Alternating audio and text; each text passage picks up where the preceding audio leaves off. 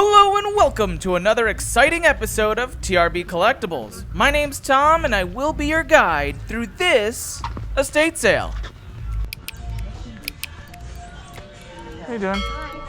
Good, thank you. Do you have any questions?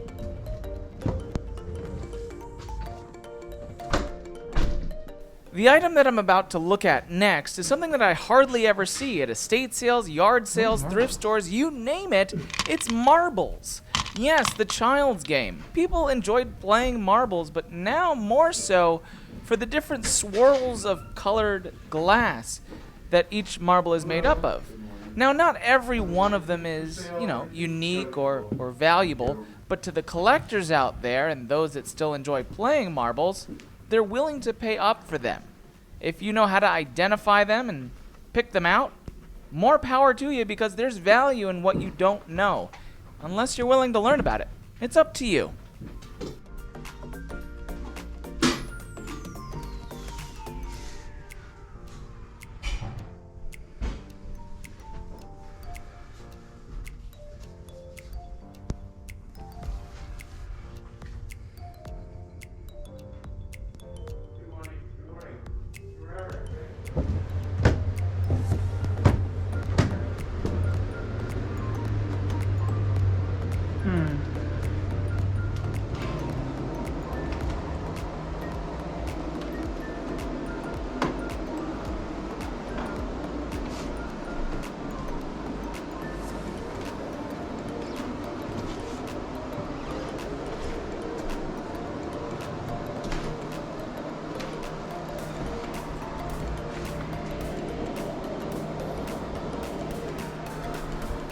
Now, one of the few clothing items that I do tend to look at are ties. There are a lot of ties out there, so the market is a little bit diluted, but if you can find the right brand and the right material, leaning towards silk, you can actually make a decent amount of money because when you bring it to these estates or these yard sales, people are just looking to get rid of it in bulk because they don't know what they have. Look them up. You'll be pleasantly surprised. One of my favorite categories to sell, not air conditioners, remotes. I was very tempted to see if I could buy that remote, but it went to that air conditioner. But if you do find them in the wild, the rarer and the more unique the remote, the more somebody is willing to pay for it. In the past, I've had people pay for television remotes upwards of $120. It's not a category to sleep on. Check it out. You'll see what I mean.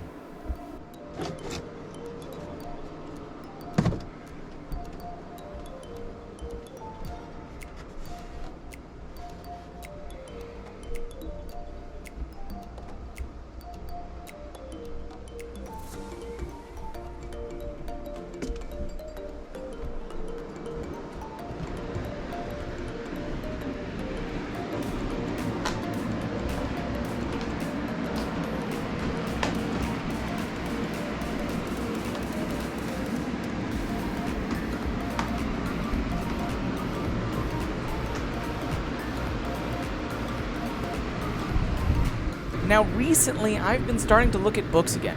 Not so much individual, but more so lots of books, collections, even series sets. Series do a little bit better because people want the whole collection. Think about streaming services for television. Can you just watch one episode, or do you have to watch the whole season? Kind of works the same way with books. If there's a whole series, and someone wants to get into the series, they would rather buy the lot of books than buy the individual. So if you can get it for a decent price, and at a lot of yard sales you can, buy the whole collection, sell it as a lot, and you'll make more money than selling the individual book. Ooh, somebody left me this porcelain barn. Is there $1 million in it? No. One can dream.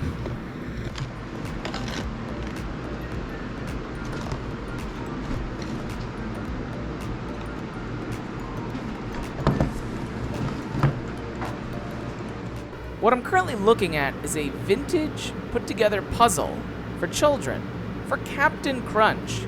There's a huge collector market for cereals.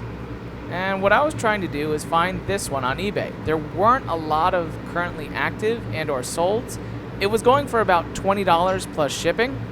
It was from the late 70s, early 80s.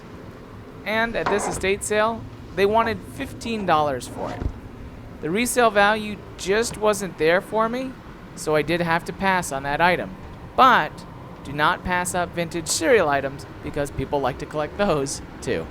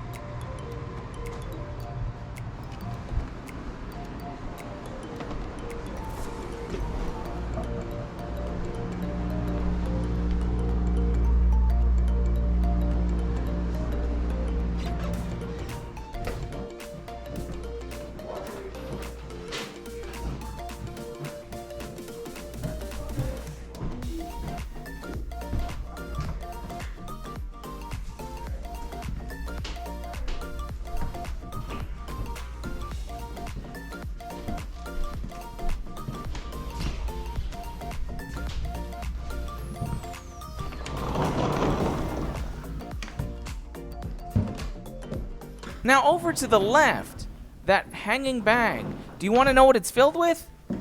Clothespins. Yes, that was for a clothespin line when you wanted to hang up your laundry outside.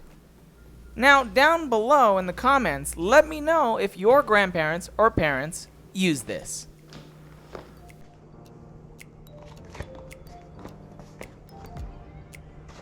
Now, one of the few things that I collect, rather than buy to resell, is anything associated with the 1964-1965 New York World's Fair, or anything closely related. For Life magazine, I'm currently looking for 2 issues. The April 22nd, 1964 issue with a giant unisphere, the icon of the fair, on the front cover, or the October 1st, 1971 issue where it features Cinderella Castle for the opening day of Walt Disney World.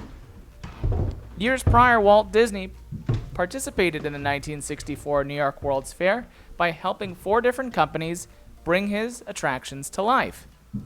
It's a Small World, presented by Pepsi Company. You have Great Moments with Mr. Lincoln, presented by the great state of Illinois. Ford's Magic Skyway, presented by Ford Motor Company. And my personal favorite attraction, Walt Disney's Carousel of Progress, presented by General Electric.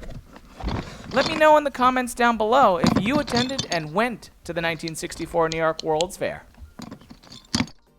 Now, I came across this Lego, but it definitely wasn't authentic Lego. It wasn't Mega Bloks either. So I went ahead and I searched up the brand, and it turned out to be a vintage offshoot Lego from Spain that was decently collectible that people were looking for. When I originally looked at it, I saw that it had about 90% of the pieces in the box, but they wanted $10 for it. So I really didn't have the confidence in wanting to spend the $10 on something that I didn't know. And one thing that I want to share with you is that when you have the tools available to you and you're investing money into something that you want a return on, use those tools, especially if you have cell service. It's there, why not use it to make sure that you can make profit? It's a guaranteed investment. You know what your return more than likely will be. Now, the comps on this ranged anywhere between $20 to $100, but since I had such a complete set and I saw the confidence in the comps and the sold comps, I knew that I'd be able to sell it. So I went ahead and I paid the $10. I brought it home, I listed it for $75 plus shipping with best offer. So I priced it a little bit of a mid-range between $50 to $100. Somebody offered me $65 plus shipping, and I took it. Always check comps if you can, but remember, it's there, so why not use it?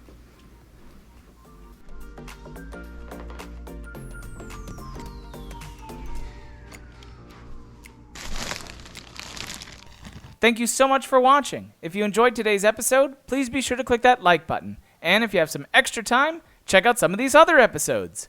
Thanks!